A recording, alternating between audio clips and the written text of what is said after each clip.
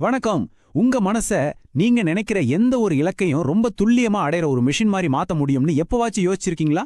இன்னைக்கு நாம Maxwell malls எழுதின ரொம்பவே பிரபலமான சைக்கோ சைபர்நெட்டிக்ஸ் புத்தகத்திலிருந்து நம்ம வாழ்க்கையை புரட்டி போடக்கூடிய சில பவர்ஃபுல்லான விஷயங்களை பத்தி பார்க்க போறோம். சரி, ஒரு முக்கியமான கேள்வியோட ஆரம்பிக்கலாம் வாங்க. நீங்க எவ்வளவுதான் கஷ்டப்பட்டு உழைச்சாலும் ஏதோ ஒண்ணு உங்களை முன்னாடி போக விடாம தடுத்து நிறுத்துற மாதிரி ஃபீல் பண்ணிருக்கீங்களா? ஒருவேளை அந்த பெரிய தடை வெளியே எங்கேயும் இல்ல, உங்களுக்குள்ளே தான் இருக்குமோ? இந்த புதிரை அவிழ்க்க இந்த புத்தகத்திலிருந்து ஒரு 5 முக்கியமான விஷயங்களை நாம பார்க்க போறோம். முதல்ல, நாம ஏன் நமக்கு நாமே எதிரியா இருக்கோம். ரெண்டாவது, நமக்கான வெற்றியை தேடித்தர்ற அந்த உள் இயந்திரம் எப்படி வேலை செய்யுது. மூணாவது, நம்ம சுயபிம்பத்தோட சக்தி என்ன. நாலாவது, மனசுக்குள்ளேயே பயிற்சி செய்யறது எவ்வளோ முக்கியம். அப்புறம் கடைசியா, வெற்றியை நோக்கிய முதல் படி எதுன்னு பார்க்கலாம். சரி, வாங்க ஒவ்வொன்னா உள்ள போய் பார்க்கலாம். இந்த புத்தகம் சொல்ற ஒரு விஷயம் கேட்கறதுக்கு கொஞ்சம் ஆச்சரியமா இருக்கலாம். நம்மளோட தோல்விகளுக்கு காரணம் திறமை குறைவு கிடையாதான். அப்ப என்ன காரணம்? நான் என்னால இவ்வளவுதான் முடியும்னு நம்மள பத்தி நாமளே வச்சிருக்கிற ஒரு சின்ன வட்டம்தான். அதாவது நம்ம சுய பிம்பம்தான் உண்மையான வில்லன். ஒரு சேல்ஸ்மேன் கதைய இதுக்கு உதாரணமா சொல்லலாம். அவருக்கு கொடுத்த ஏரியா நல்ல பிசினஸ் ஆகிற இடமா இருந்தாலும் சரி, இல்ல ரொம்ப மோசமான இடமா இருந்தாலும் சரி, ஆச்சரியமா அவரோட வருமானம் எப்பவுமே வருஷத்துக்கு சரியா $5000 தான் இருந்துச்சு. ஏன்னா தன்னோட மதிப்பு அவ்வளவுதான் அவர் ரொம்ப ஆழமா நம்பினாரு. இதுல இருந்து என்ன புரியுதுன்னா, நம்மளோட சுயபிம்பம் ஒரு தெர்மோஸ்டாட் மாதிரி வேலை செய்யுது. அதாவது நம்ம ஏசில ஒரு டெம்பரேச்சர் செட் பண்றோம்ல, அந்த மாதிரி. நீங்க திடீர்னு அதையும் தாண்டி பெரிய வெற்றியை அடைஞ்சா கூட உங்களுக்குள்ள இருக்கிற அந்த நம்பிக்கை உங்களை மறுபடியும் உங்க லெவல்க்கே இழுத்துட்டு வந்துடும். சோ அந்த சுயபிம்பத்தை மாத்தாத வரைக்கும் ஒரு நிரந்தரமான மாற்றம்ங்கிறது சாத்தியமே இல்ல. அப்போ இந்த சுயபிம்பத்தை எப்படி மாத்துறது? இதுக்கு தான் மால்ஸ் சைபர்நெட்டிக்ஸ் அப்படிங்கிற ஒரு அறிவியல் மூலமா நமக்கு வழிகாட்டுறாரு. இங்க தான் ஒரு பெரிய ட்விஸ்டே இருக்கு. நல்லா கேளுங்க. நீங்க உங்க மனசு கிடையாது. ஆனா உங்களுக்குன்னு ஒரு மனசு இருக்கு. அது ஒரு பவர்ஃபுல்லான மெஷின் மாதிரி. நீங்க சொல்ற வேலையை செய்யறதுக்காகவே காத்துட்டு இருக்கு. நீங்க தான் அதோட ஆபரேட்டர். இந்த மிஷின் ஒரு வெற்றி இயந்திரம், ஒரு கைடட் மிசைல் மாதிரி நினைச்சுக்கோங்க. நீங்க அதுக்கு ஒரு இலக்கை கொடுத்தா போதும், அது கரெக்டா அந்த இலக்கை அடையிற வரைக்கும் தானாவே தன்னோட பாதையை சரி செஞ்சுக்கிட்டே போகும். வழியில வர தோல்விகளை பாடமா எடுத்துக்கிட்டு எப்படியாவது இலக்கை அடைஞ்சிடும். இதோட ரகசியம் என்ன தெரியுமா?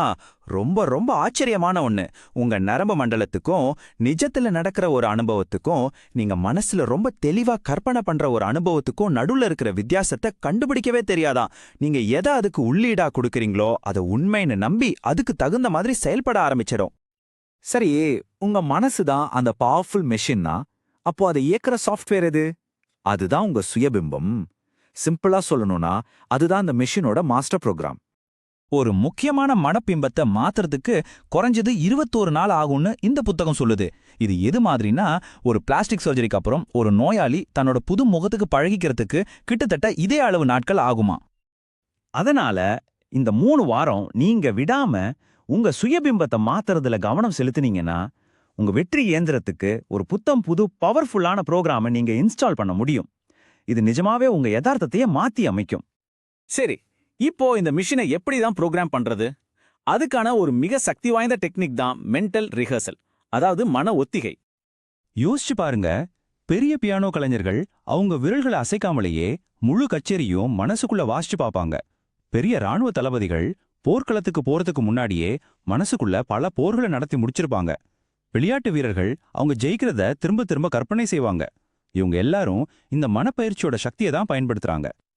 ஏன்னா நம்ம முன்னாடியே பார்த்த மாதிரி உங்க நரம்பு மண்டலம் நீங்க கற்பனை பண்றத நெஜம்னு நம்பிடும். இதனால என்ன ஆகுதுன்னா, அந்த சம்பவம் நெஜத்துல நடக்கிறதுக்கு முன்னாடியே நீங்க வெற்றி பெற்றதா ஒரு நினைவை உங்களுக்குள்ளேயே உருவாக்கிக்கிறீங்க. சரி, இப்போ நமக்கு மெஷின் பத்தி தெரியும், அதை எப்படி ப்ரோக்ராம் பண்றதுன்னு தெரியும், மன ஒத்திகை பத்தியும் தெரியும். வாங்க இதை எல்லாத்தையும் ஒன்னா சேர்த்து வெற்றிக்கான ஒரு சிம்பிளான வழிமுறையா மாத்தலாம். வெறும் 3 ஸ்டெப்ஸ் தான், ரொம்ப சிம்பிள். 1, உங்க இலக்கு என்னன்னு ரொம்ப தெளிவா முடிவு பண்ணுங்க. 2, அந்த வெற்றியை உங்க மனசுல திரும்ப திரும்ப ஒத்துக்க பாருங்க. 3, அந்த வெற்றி ஏற்கனவே கிடைச்சிட்ட மாதிரி ஒரு நம்பிக்கையோட செயல்பட ஆரம்பிங்க. நீங்க இப்படி அது ஏற்கனவே உண்மை என்பது போல செயல்பட ஆரம்பிக்கும்போது உங்களை பின்னோக்கி இழுக்கிற பழைய தோல்விகளோட நினைவுகளை நீங்க சுலபமா தாண்டி போயிடலாம். அப்போ உங்க வெற்றி இயந்திரம் எந்தவித தடையும் இல்லாம அதோட முழு சக்தியோட வேலை செய்ய ஆரம்பிக்கும். சரி, இப்போ நாளைக்கு உங்களுக்கு இருக்கிற ஒரு சவாலை பத்தி யோசிங்க. ஒரு முக்கியமான மீட்டிங்கா இருக்கலாம், இல்ல ஒரு கஷ்டமான உரையாடலா இருக்கலாம்.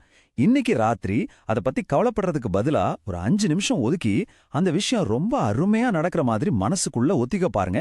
நீங்க ரொம்ப அமைதியா, நம்பிக்கையா, வெற்றிகரமா இருக்கிறத உணர்ந்து பாருங்க. இந்த ஒரு சின்ன பயிற்சி கூட நாளைக்கு நடக்க போற நிஜத்தையே மாத்துற சக்தி கொண்டது. இந்த விளக்கத்தை இவ்ளோ நேரம் கேட்டதுக்கு ரொம்ப நன்றி.